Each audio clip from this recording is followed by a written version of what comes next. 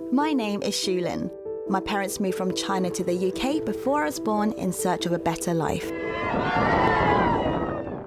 I'm really proud of being British-born Chinese. Like many of us, I grew up in restaurants and takeaways, where my parents worked hard to give their children good opportunities. Families like mine have been coming to the UK to build new lives since the end of the Second World War. When a community settles overseas, its first problem, of course, is to survive. In other words, to make a living. Our food transformed Britain's bland post-war dining scene, becoming the first foreign cuisine to become widely established here. Lee shows the right way to use them. You need a light hold, not a judo grip. This is a story about ingenuity and entrepreneurship. The work ethic of that generation is just phenomenal, isn't it? The fact that he came from that place of having nothing, and having to literally fight to put food on the table. It's about winning respect and challenging offensive stereotypes. It's about fighting to belong and building an identity that combines East and West. Growing up, people would always be like, oh, where'd you come from? And I'd say, oh, I was born in London. And there's always like a slight pause where they then go, no, where do you really come from? And it's about how a migrant population rooted in catering evolved into today's high-achieving and increasingly confident community. This is my very own take on a very British history.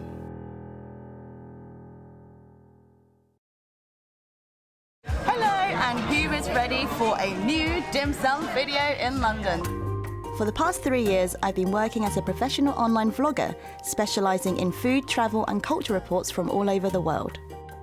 The purpose of this video, as you can tell from the title, is to go through the dim sum do's and the dim sum don'ts. One way or another, food has always been a big part of my life. I've many childhood memories of moving around different Chinese takeaways on the south coast.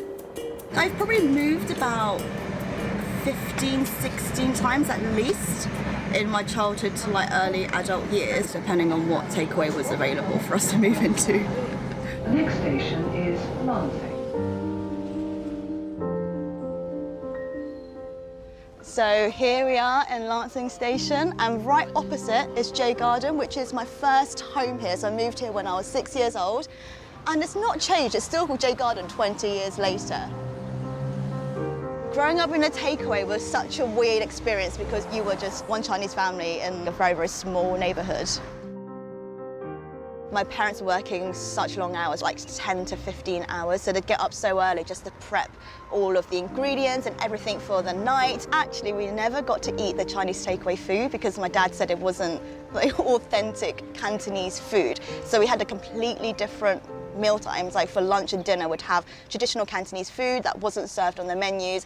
And I remember I think it was my 12th birthday, I asked as my birthday present if I could have duck pancakes and like Chinese takeaway food and chicken satay with peanut sauce.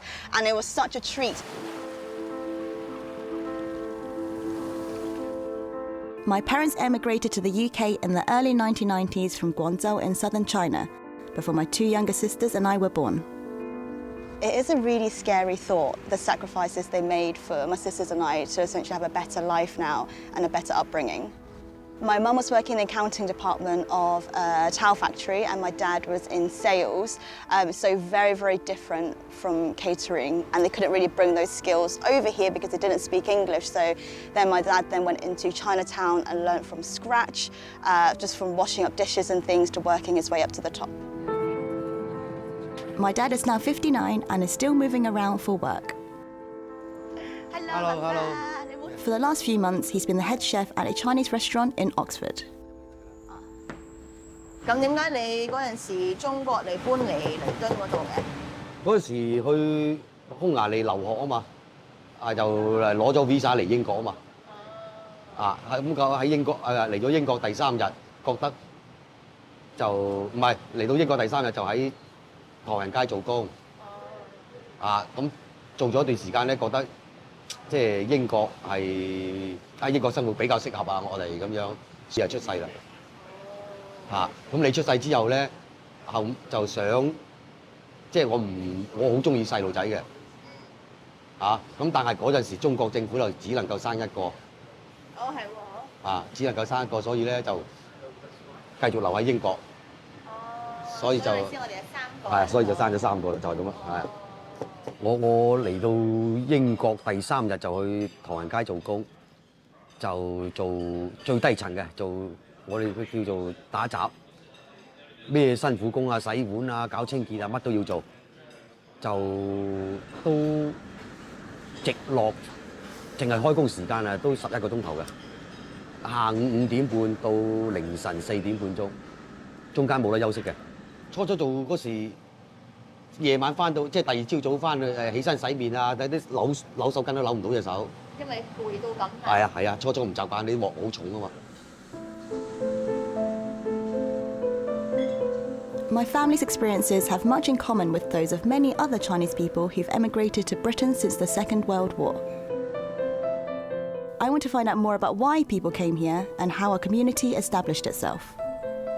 When a community settles overseas, its first problem, of course, is to survive. In other words, to make a living.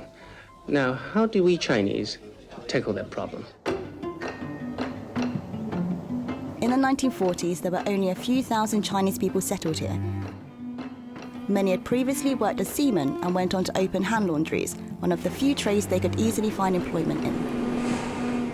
The easiest way to start independent business with no capital at all is to get a large bucket, buy a large slab of soap, and start to take in other people's washings. But the UK was about to experience a major influx of new arrivals, caused by violent upheavals in mainland China and the knock-on effect on the British territory of Hong Kong. Nearly 750,000 terror-stricken Chinese have sought safety under the British flag in Hong Kong, and many are the heart-rending scenes witnessed on the island. Both mainland China and Hong Kong had suffered dreadfully in the Second World War from Japanese invasion and Japanese aggression. And then when the war ended, of course, China went into civil war. The communists were fighting the Republic of China to take power, and that meant lots of refugees flooded into Hong Kong. And that flood would continue over the next decade following the takeover of the country by Chairman Mao's communists in 1949. Hong Kong, Britain's island colony, clinging to the flank of Red China. Here, the flow of refugees from the mainland is an indicator of the Chinese people's mood. The influx of nearly 1 million in 10 years at an undiminished rate points to continuing discontent on the mainland for the vast numbers who have fled China's communist new order. Geography and geopolitics have made them the responsibility of this British colony.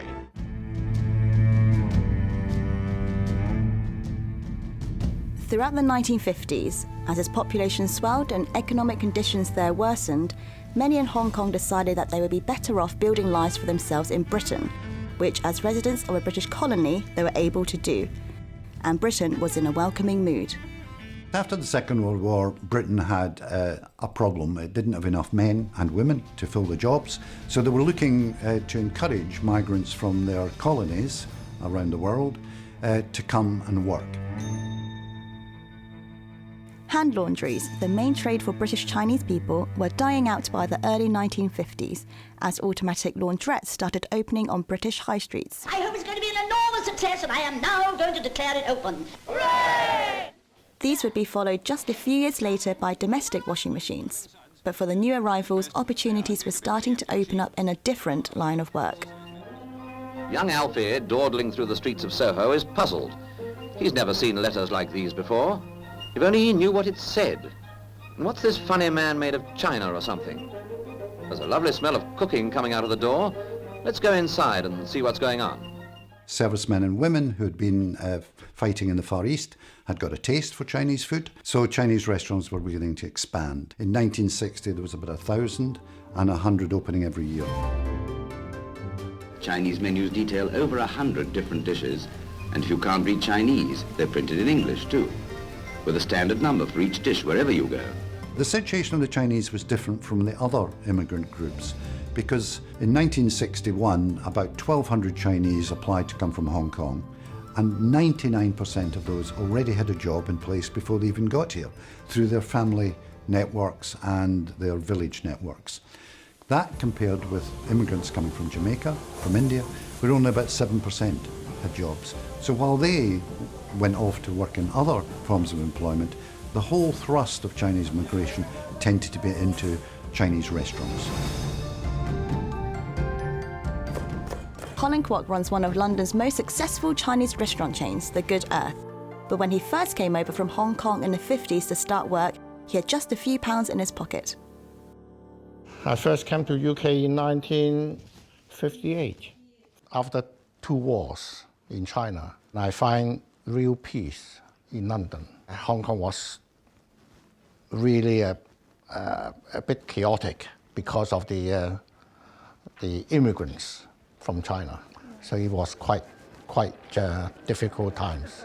The very first day I arrived in London, I knew not a single soul, but a friend of mine's brother was here in London, and he picked me up from Tilbury. I came by ship. And then he dropped me in Earlscourt, where he had a single room. What was your first job when you came into the UK? Washing up. Yeah. I'm still a washing up at home. I wonder how the new arrivals from Hong Kong were viewed by the British. Were Chinese people seen in a positive light? In the late 19th and early 20th centuries, small hubs of Chinese homes and businesses known as Chinatowns had developed around the port areas in Liverpool and London, catering for the many Chinese seamen passing through. Paddy fields and poplar and Chinatown for me. In particular, London's Chinatown in Limehouse was often depicted by the British media as a den of vice and villainy. In the popular imagination, it was full of opium dens, brothels and gambling parlours, and ruled over by evil masterminds plotting to enslave white women. I can't even imagine what it would have been like to come over in the 40s and 50s, having all of this material out there, because I can imagine it being very harrowing and very alienating to come into a community where they already have an image, an expectation of who you are, your culture, your heritage. But given all the negative and frankly racist portrayals of Chinese people, why did Britain embrace our Cantonese-style cooking so enthusiastically in the post-war years? What is extraordinary is that you've had rationing in this country from effectively 1939 to 1953. The food has become really monotonous, really tiresome. People are bored of eating the same thing day in and day out. You then have an influx of ingenious, inventive migrants who really need to find a foothold in the country, and they see a kind of gap in the market around food, about people wanting to have a different experience of food. So you've got to remember, in the 1950s, most people would not have eaten out hardly at all, maybe fish and chips every week, but the idea of going out to a restaurant, that was something that was reserved for people who were really wealthy or for a really special treat. Is he supposed to eat with these things? Well, he can only try. Mustn't let on that he doesn't know the ropes. But when the waiter isn't looking, Alfie knows a better way. After all, fingers were made before chopsticks.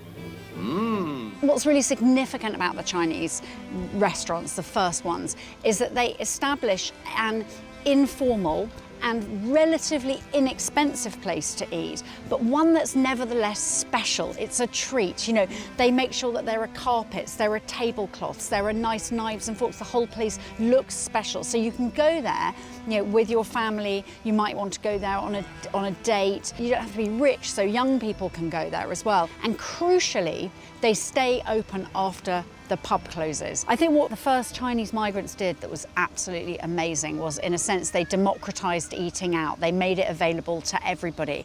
Very, very good. Excellent value for money. The service is extremely good and I enjoy the food. Well, I think the businessman's lunch is very good value for money. So I've actually got a menu that was dated back to approximately 1958, which kind of had an example of the dishes that were available then. You can really see this kind of hybrid food culture where you have completely recognisably British dishes, ham and chips, omelette and chips. You know, that is not going to frighten the horses, is it? Nobody who's cautious about food is going to be frightened by that. But then you've still got chow mein, chop suey, sweet and sour pork, these kind of ersatz kind of Chinglish dishes. There are accounts of people first seeing, sweet and sour pork written on a menu and bursting out laughing and just saying, how can something be sweet and sour? Really? Of course, it is sweet and sour. I mean, now we know, of course you can have sweet and sour, but people thinking that's ridiculous. Don't use a fork. Use chopsticks. It's easy. Or so they told these other holiday makers at a Clacton holiday camp. More of the British public got to sample so-called Chinglish food at the end of the 50s when Billy Butlin started opening Chinese restaurants at his holiday camps. There were even competitions to get campers used to handling chopsticks. Now look at that lady's stroke play. Yes, it does taste good. He wouldn't know, of course. He hasn't started yet. Hey, what's this? He's really mixing it now.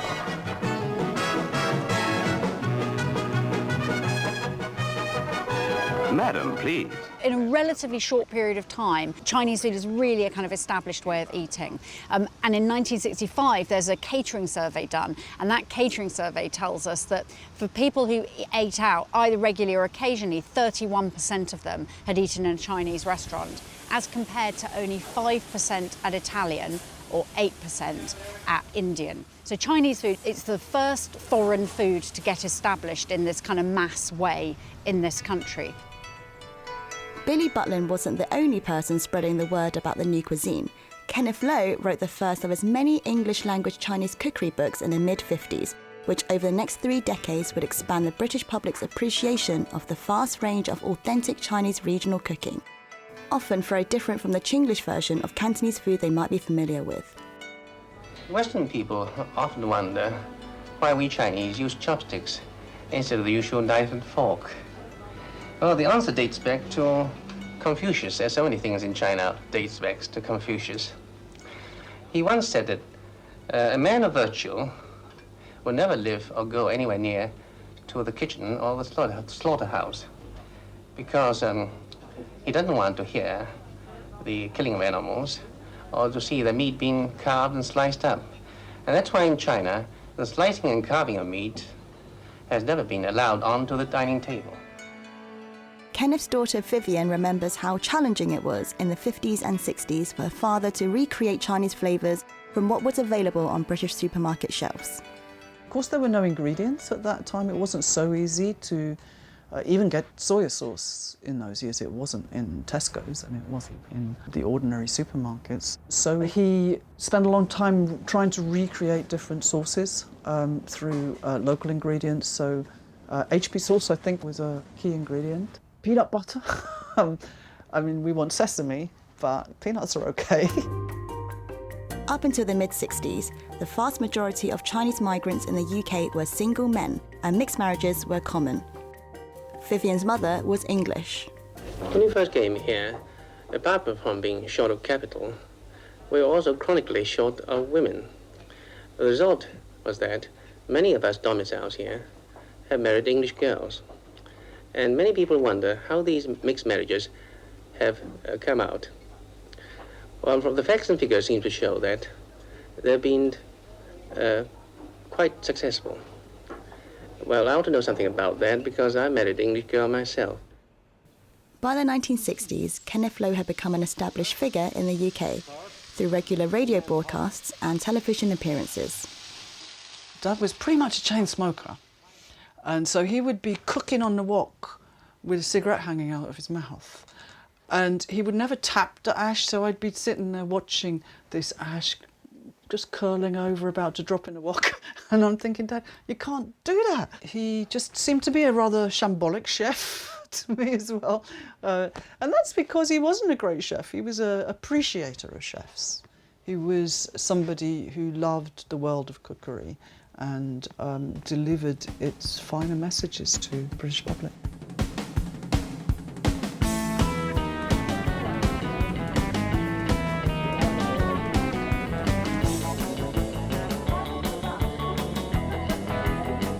As the standard and variety of Chinese food improved during the swinging 60s, some of our glitzier restaurants started to become seriously fashionable, attracting rock royalty like the Beatles and genuine royalty like Princess Margaret. But even as the British were embracing Chinese food in the late 60s, political tensions between the two countries were running high. Chairman Mao's oppressive Cultural Revolution was in full swing, cracking down hard on capitalist sympathisers, and questions were being asked about the loyalties of British Chinese people. Would the present circumstances between China and Britain stop you from eating in a Chinese restaurant? No. Why not? Because I don't think that the Chinese in England are the same Chinese that come from China. I would have thought that the majority of proprietors of Chinese restaurants would probably not be citizens of the Communist Republic of China. The majority of the Chinese that come to this country are mainly from Hong Kong or Cantonese, and providing they still give the excellent facilities they do at the moment, I shouldn't think their political views come into their catering business anyway. The Hong Kong Chinese community in Britain are loyal to Hong Kong. Their ultimate aim is to return to Hong Kong on retirement. And secondly, Chinese people are very practical. They do not, generally speaking, indulge in politics. Indeed, as far as the restaurant trade is concerned, they have little time to do so.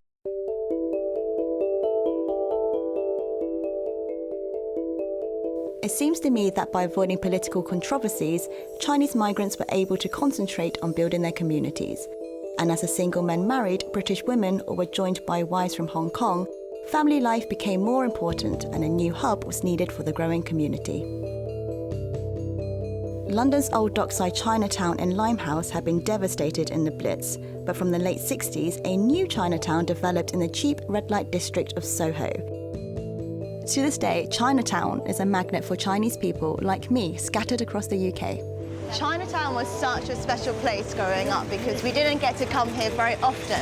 It was a place for us to come and have dim sum. We got to try all the different food that we didn't get back at home. And we got to see people that looked more like me. Even in like the local shops, so we could hear like Chinese music and Chinese CDs and newspapers, magazines, because we didn't really get to buy that back at home. So it was a good way of like reconnecting with a different side of the culture. Fei Liu has owned several restaurants in Chinatown over the years and has vivid memories of growing up here in the 1970s. In the early days in Chinatown, right, we all knew each other, right? I would know the next door restaurant or something. It was like a neighborhood because everyone came from Hong Kong, so we knew that you're either a Man or you're a Liu or you're a Chang. It was a small knitted community. This was where my dad's minicab office was. Oh, yeah. In them days, there were a lot of nightclubs, like the Empire Discotheque. So there weren't casinos, there were nightclubs. So all the people used to wear the Bombay flares, the wing collars, and they used to come about from about 9 o'clock to 4 in the morning. We used to be busy. They used to come here, and then we didn't have any radios, and hire a taxi to go home. Yeah. But then my dad had a bit of gambling instinct, so he opened a mahjong club as well. Oh. So it wasn't just minicabbing, it was a mahjong club. Mahjong has been popular in China for hundreds of years and is usually a four-player game with similar rules to the Western card game Rummy. But as Fei's friend Wing remembers, the Mahjong clubs were a far cry from the five dens of Limehouse legend. In those days, there was a few gambling dens in Jerry Street, you know, but it was not as bad as you think those gambling dens. It's actually a family gathering place, you know. Okay. Yeah, we would say, where are you going to meet? Oh, in so-and-so gambling den, you know. Okay. And the family children, I used to go down there with my mom, and we do have a cup of tea there. There were good business opportunities to be had, but new arrivals often had to work their way up from the bottom. Stanley Che started his career in the kitchen. I went on the train from Paddington, take a train to go up to Shrewsbury. Lovely place, Shropshire, beautiful place. Yeah, this is my uncle's restaurant. My brother say, you go to work in the kitchen. Why? Because you're too handsome. I don't know what you get any girls. So he sent me down to the kitchen. I do a lot of washing up, you know.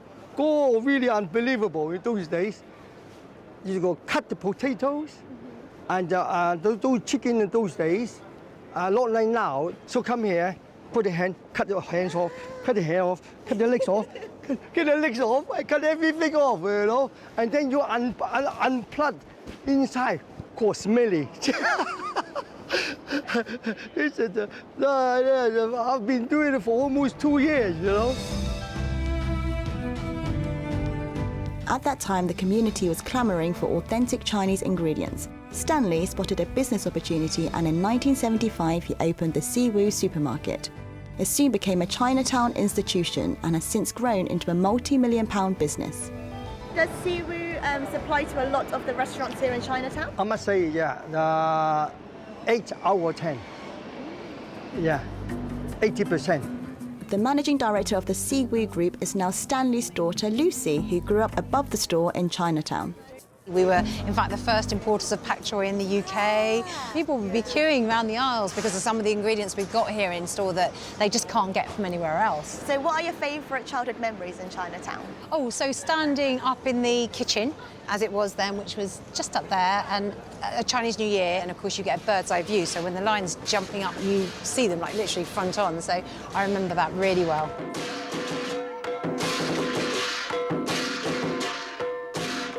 Chinese New Year is the biggest date in the calendar for our community and is celebrated in Chinatowns around the country. A symbolic creature makes its way through the neighbourhood, chasing away evil spirits in return for gifts. The Chinese New Year starts with a bang. A lucky unicorn dances round the streets of Birmingham, visiting Chinese businesses, distributing good luck for the coming 12 months.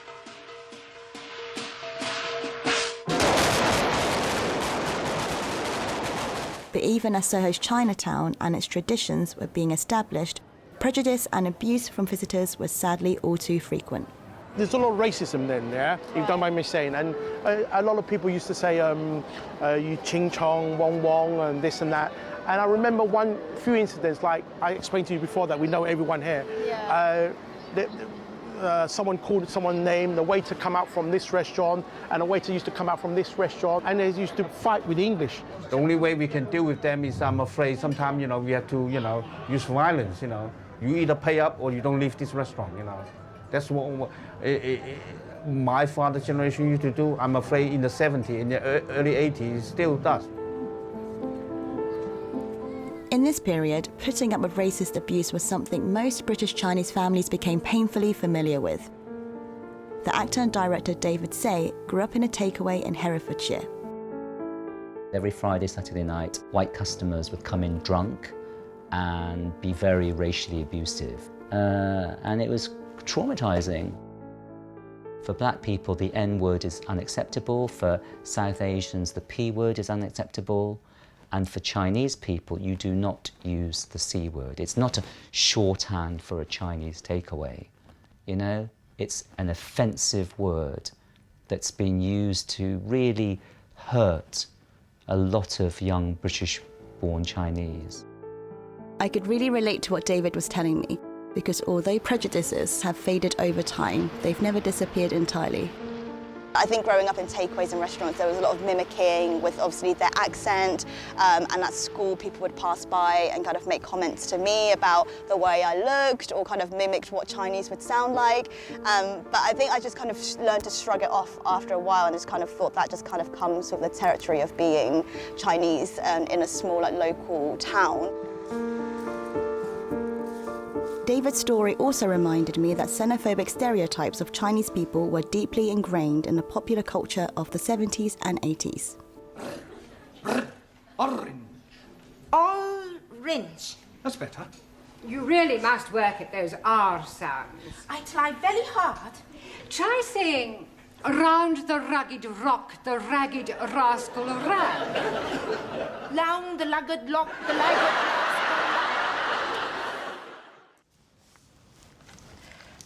That must feel really uncomfortable because they're clearly mocking somebody for not being able to pronounce a certain word and certain letter as well. Yeah, and it makes me really horrible to think because I can imagine something like this happening to my parents then, of people kind of making fun of them not being able to pronounce certain words properly. And it's worse because you've got the laughter in the background.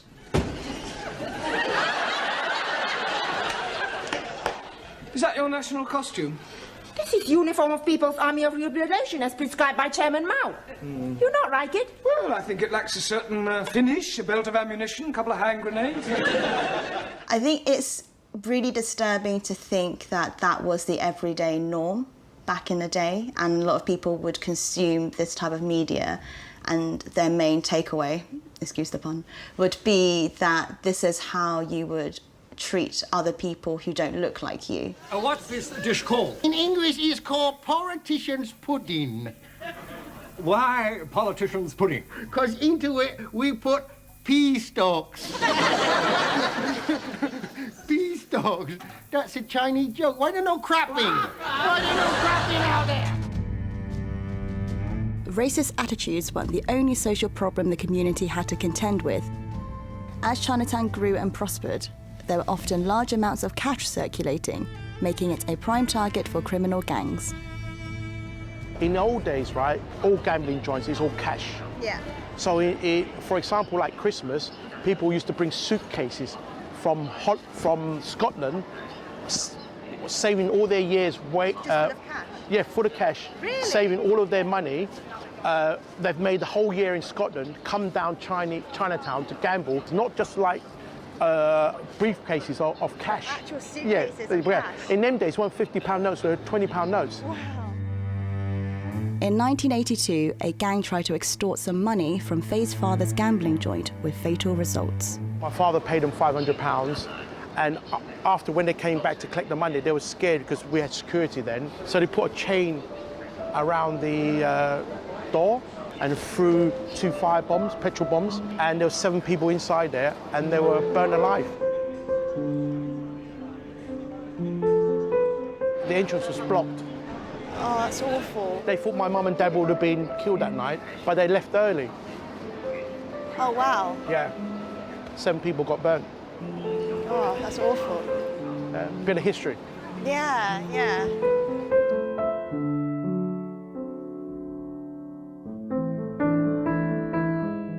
This terrible incident wasn't widely reported at the time, perhaps reflecting the way the Chinese community was still marginalised by wider British society. To promote stronger integration and to help preserve Chinese culture, the London Chinese Community Centre was founded in 1980, the first of its kind in the UK. Its chair is Christine Yao. It was set up to help the community members who do not understand English. Mm-hmm. They very often have letters, from the authority, from the council, from school, or establishments like that. They could not understand it. And in the first year, 1,000 people came through the door. So that explained why it was very important. Yeah. And now we have a weekly visit of, I think, about 600 people every week. Single week? Every single week. As well as language and legal advice, the centre also assists with social problems. Certain things are taboo in the Chinese community. Domestic violence. They don't want to talk about it. Nobody wants to talk about it. Yeah, I understand like mental health issues. Yes, mental health things is like divorce yes. are like taboo subjects in Chinese communities yes. as well. If they come to us, we just try to explain to them this is nothing very peculiar. It happens all the time. The centre serves regular lunches for older visitors, many of whom come in for a chat and a chance to participate in Chinese cultural activities. They come here and then have the lunch here. We can talk together, and then after finish, take the time, after break, and then we can have another exercise.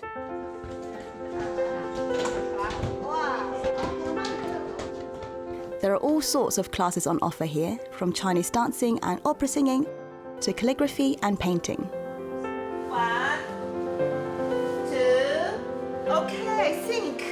Up all the way. I just attempted a traditional folk dance, but as you can tell, it was a lot more difficult than it looks, and the moves are also intricate and delicate and beautiful, but I had a bit of a hard time trying to learn the exact moves. Mahjong remains hugely popular. I got one guy, my friend, 92 years old, play Mahjong, sharp as a needle. His eyesight, very good. The way he does his Mahjong, very fast. He put up the bricks, very fast. When you play Mahjong, you don't have illnesses, you don't have pain, because your whole mind concentration is on the Mahjong.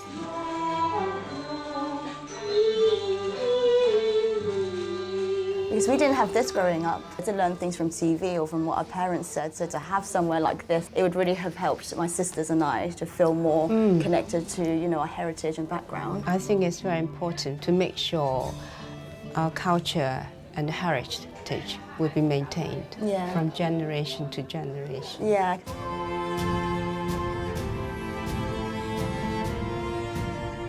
In the 1980s, Soho's Chinatown consolidated its place at the heart of the UK's Chinese community, acquiring its impressive gates and its pedestrian zones.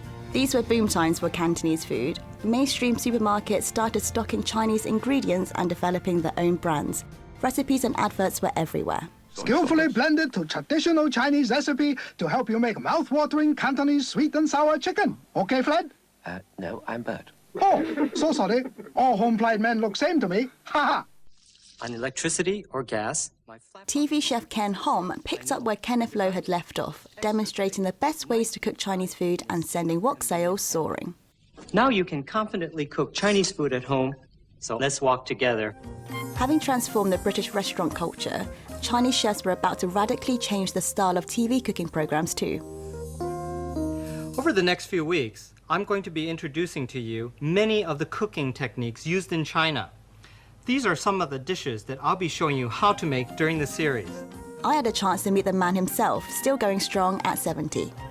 So what are your fondest memories of your first television programs and cooking show? Well, you know, it was really funny when I was making the program for BBC. Yeah. They were so worried that I would set fire to the studio. Oh, really? There was 3 firemen on the set. What, just in case? It's on standby. And for instance, if I say, get the wok hot, and then at the just don't say that, you know, because it was a time of chip pan fires. And when you're stir frying like this, you must constantly move the food so that the food doesn't rest in one place too long. Then you run the risk of it burning. What was really interesting, it changed cookery programs. Yeah. Because for the first time, it was not something where I'll show you how to make it, and here's one I made earlier. And in fact, one of the biggest problems was that the producer and director would say, you've got to slow down, Ken, because you'll be finished. This is a 28-minute program, and you're done in like less than 8 minutes. Yeah, especially with how quickly the food is. Yeah. And so for the first time, people saw food actually being cooked in real time. Yeah. And it just captured the attention and of the whole country. In the mid-80s, the cuisine was firmly established and catering was still the main source of employment.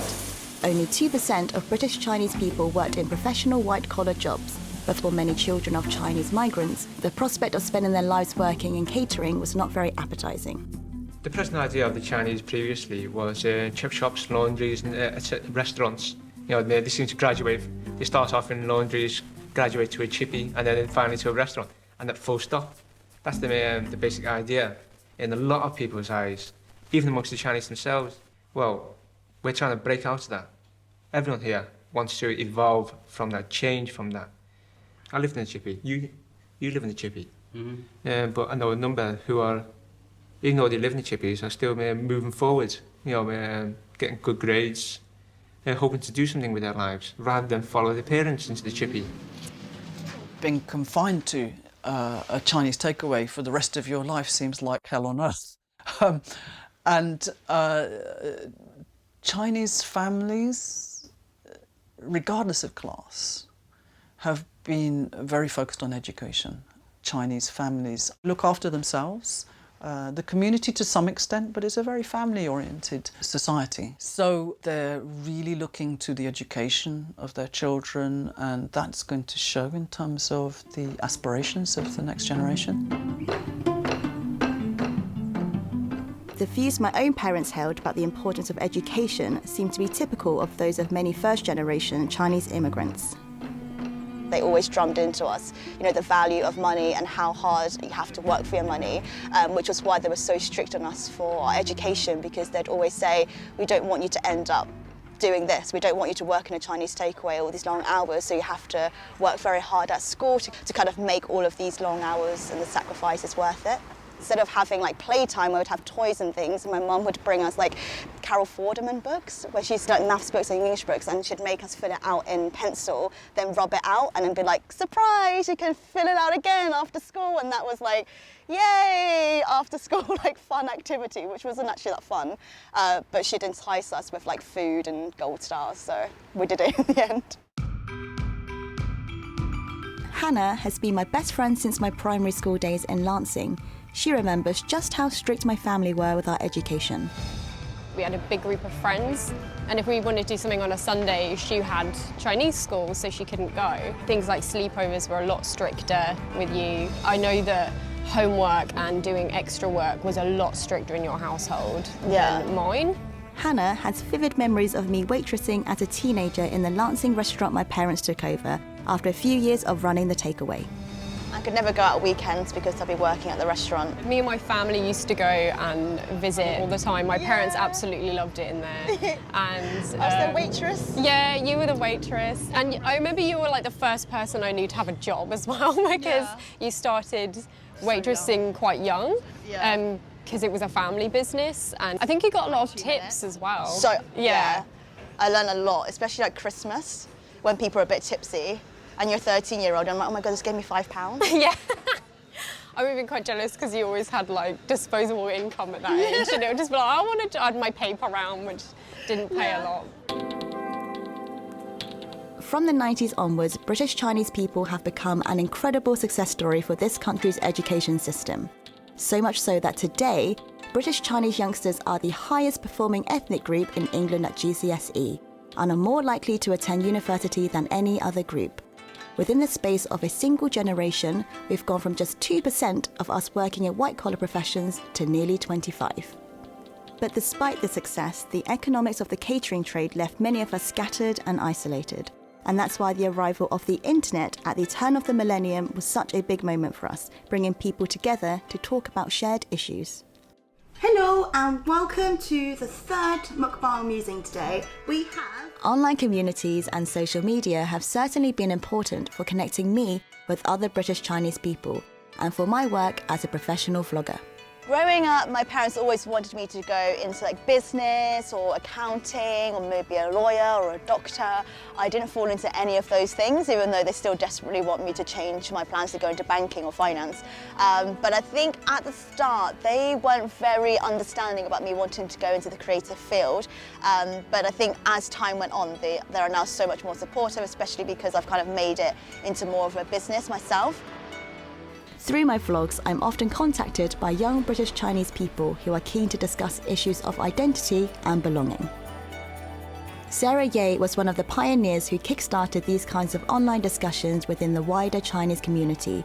She was a co-founder of the Dim Sum website, which ran from 1999 to 2011. I was with a bunch of friends and we were talking about the lack of resources for the British Chinese community. We decided on building a website and we could target the geographically dispersed audience in that way. Originally it was stuff to do with identity and family and the sort of culture clashes that you get with your core family and what their expectations are of you and British society at large. Issues of identity, how we perceived ourselves to be. Did we feel Chinese enough, or did we feel sold out? Those sort of issues, as well as issues perhaps to do with racism within the workplace. And I really felt that Dim Sum was able to help the Chinese community as far as it could. Where foot and mouth has been, everything has changed. This countryside is absolutely silent. There are no animals and no people, but there is a constant stench of smoke. In 2001, the Dim Sum website played a key role in bringing the wider British Chinese community together to fight a political battle when Chinese restaurants were wrongly blamed for a major outbreak of foot and mouth disease. What's most concerning people here is the fact that it's hitting them hard in their pockets. Some restaurateurs I've been talking to have said since there were reports that Chinese restaurants might have been handling infected meat, demand here, the number of people coming to eat in these restaurants is down 40%. They experienced a real downturn in people going to the restaurants and the takeaways, as well as an increase in racist attacks. So that was a really difficult time for us as a community. We were able to create the first national campaign against this, first national protest, and there were several thousand people that turned up to our protest English as well as Chinese. We walked down to MAF headquarters and we got a government apology and a media turnaround immediately. Dim Sum was involved in other important campaigns that raised awareness of the desperate and sometimes fatal conditions faced by illegal Chinese migrants, like the 58 people found dead in the back of a lorry in Dover in 2000 and the 23 cockle pickers who drowned in Morecambe Bay in 2004. Dim Sum really helped people, or tried to encourage people to defend their rights and defend their position within the community. And I think there's still a need for that, whether you go into politics and Parliament to do that, or whether you do it at a grassroots level. Our relative lack of visibility in public life remains a big issue for the UK's Chinese community. But there are a growing number of us who are trying to change that and give British Chinese people a bigger national profile. Hello, sorry to disturb you. Hiya, my name's James and I just wanted to introduce myself as your, hopefully, future MP. In recent years, there have been signs of change. More Chinese people are getting involved in politics. People like James Chan from Merseyside, who stood in the 2015 general election. A month ago, a mature wood with ponds and wildlife, foxes, birds, bats, it was all destroyed and it was all done really suddenly. The residents here are really angry about it, they're really upset. I want to give you my contact details so we can help raise this issue. Whether I win the election or not, it's something... Well, we've still got to keep doing something about it. Exactly, because someone has to answer for that. I first thought about the idea of going into politics sometime when I was a university student. The things I was involved in, the things that I was interested in terms of environmental justice and social justice and global health, they were all issues that I've cared passionately about. And as I learned more, I realised that actually politics is a way to influence it in a real way. Ultimately, James was defeated in the 2015 election. But I think that his willingness to put himself forward is an encouraging sign that British Chinese people are becoming more willing to speak up for their political beliefs. I want to see success for Britain and for the world. And I think for that to happen, you need to have a diversity of voices. Because of my Chinese background, because I'm medical, I offer a unique perspective, perhaps.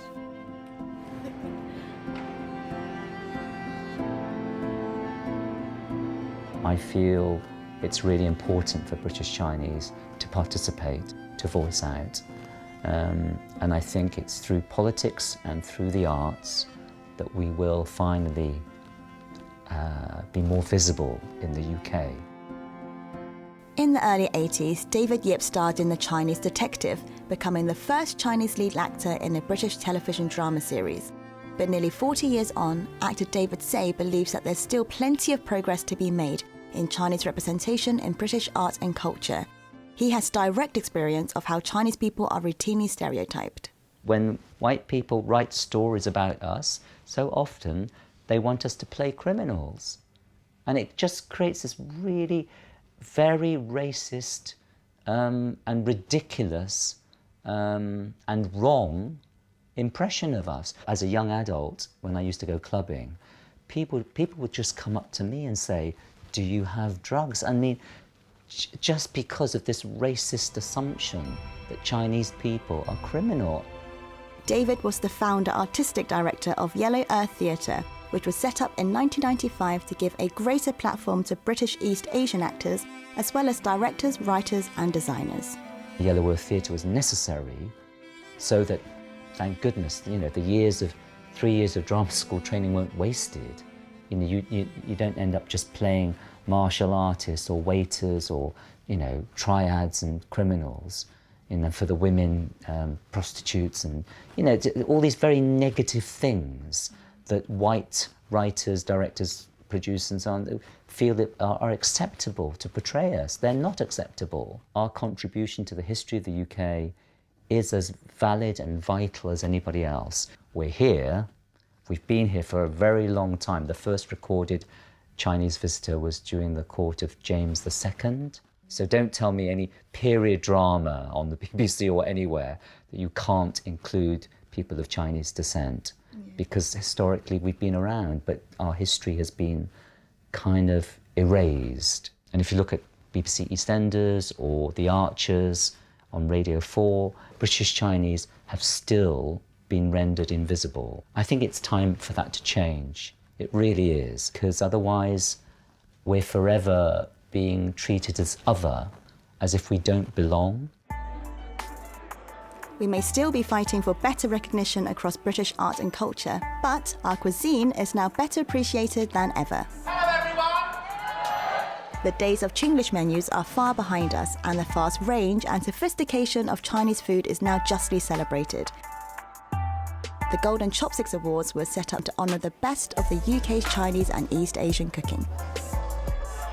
We move on to the Golden Chopsticks Best Takeaway Award. I know. Times have moved on as our community has thrived, and now we're in a position where we can show the world, you know, the kind of the food that represents us. And there's so many different regional cuisines. I mean, when I first came to the UK, you know, in the 90s, Shaoxing rice wine wasn't available. We were lucky if we had coriander, you know, if we found coriander in the supermarket. How far do you think Chinese food has progressed since the kind of cheap and cheerful days in the 50s and 60s to the present day? What you've seen in the last sort of 10 or 15 years is a real opening out of China in the British restaurant scene. So there've been a lot of foreign students coming, chefs from different regions.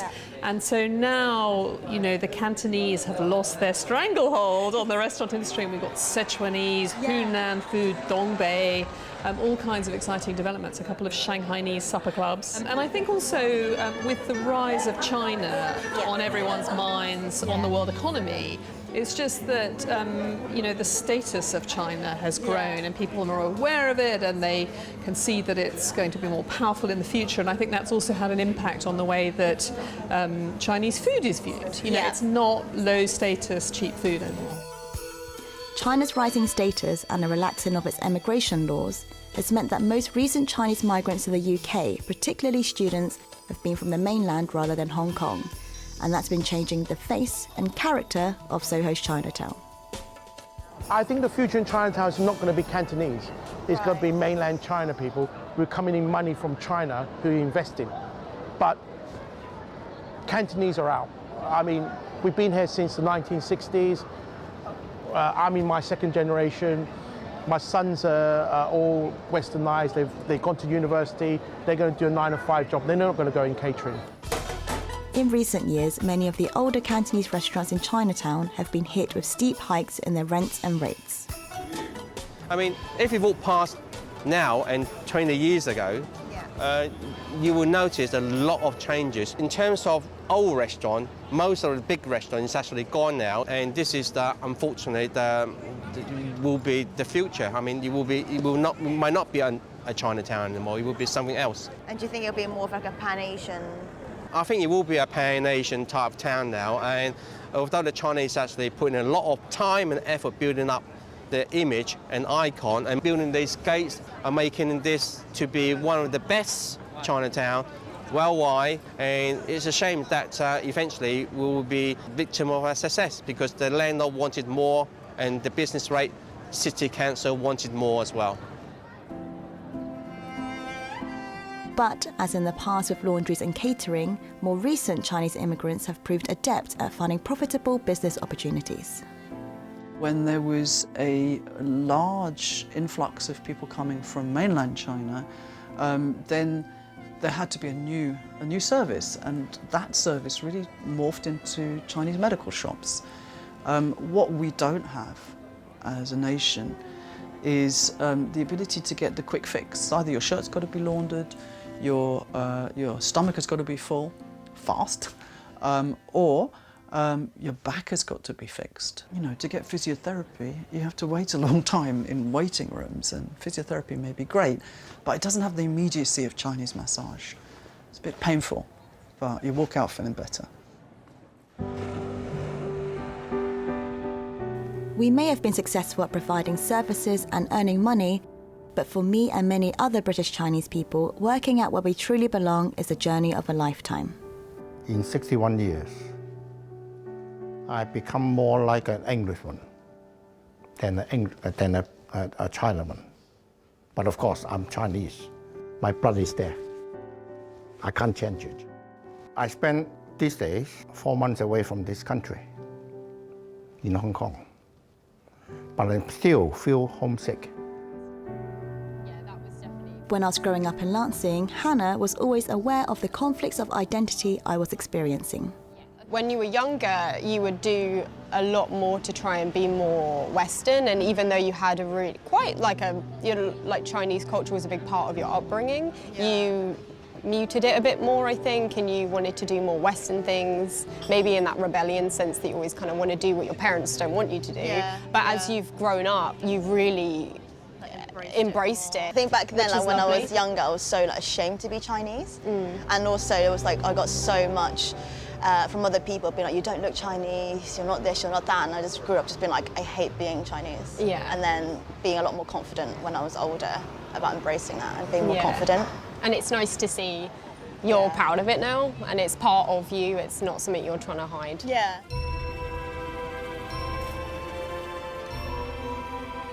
I didn't get to visit China until I was a teenager, but nowadays I try and go to Hong Kong at least twice a year. The reason I'm here today is to try a traditional Chinese dress called a K-pop. It's a traditional Chinese body-hugging dress that originated in the 20s in Shanghai. It feels really good to connect more strongly with the Chinese side of my heritage, and I think a lot of other British Chinese people go through a similar process of finding over time that they can be proud of both parts of their identity. Today, there are over 430,000 Chinese people living in the UK.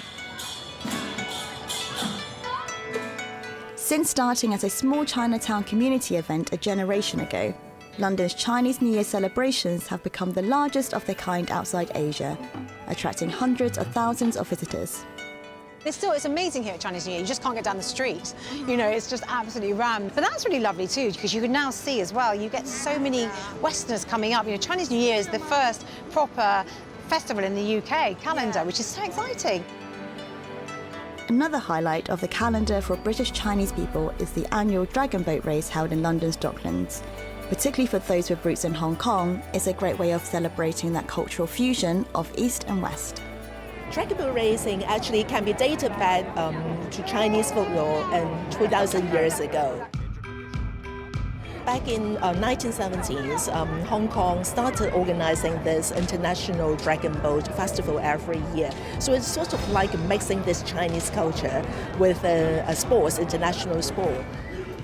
It's full of energy and full of colors, and you see the noise and also the drums and all the excitement. Making this film, it's been a real privilege to meet so many people who have played a part in building and connecting the Chinese community in Britain, and who've overcome poverty and discrimination to establish themselves and their families here. It's really gratifying to see the ways our food has been embraced in Britain. But it's also great to see how for many of us, catering has been a means to an end, giving us opportunities to branch out and take on so many other roles in modern Britain. Half of us are police officers, police staff, all police officers, most of us. Is this your first time racing? Fourth time. Getting 16 people plus the drummer in one place, it is very challenging. It's a great way to unite people together and also really promote awareness of Chinese culture within our organisation, as well as also basically being present in such a huge community event. I really want to do it now, so maybe you should do it. To get involved. You should do it. That will get you fit, that will get it out there and get you connected with your community. Yeah. So it's great. Plus you get some Chinese food as well.